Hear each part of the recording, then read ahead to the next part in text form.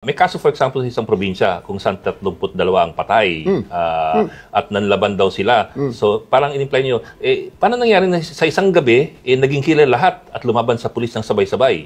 At naglolokohan lang ba tayong sabihin natin na hindi nangyari yon? It's time for real talk. What did you want to imply there? What were you trying to say there? Well, yan ang iniiyak ng maraming Pilipino na pumunta sa ICC. Yeah? Similar cases na sa tingin nila ay hindi, during the time ay hindi mabigyan ng hustisya. Kaya sila ay napunta sa isang International Criminal Court.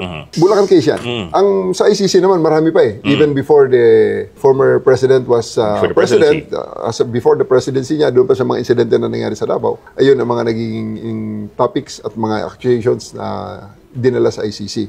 Now, on my part naman, ito kasi, nasa level tayo ng policy. Nasa level tayo ng policy. So, to craft the correct policy responsive to the current times, to the current operational environment, we need to look back kung ano yung base data, kung ano ang mga possible, kung ano ang mga pwede natin paghugutan, parang sa thesis, the review of related literature. Okay, so, ganun naman ang ginagawa natin. Kaya tinitingnan ko yung mga possibility, ang mga past na yun, na ito ba ay nangyari? Ito ba ay, ano ang nangyari rito? Ano ang magiging implications pag ito ang ginawa nating policy?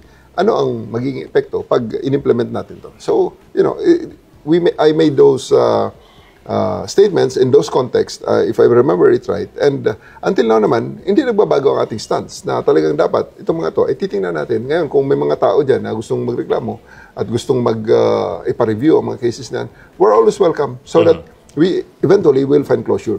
Hanapin natin ang win-win solution. Kasi at the end of the day,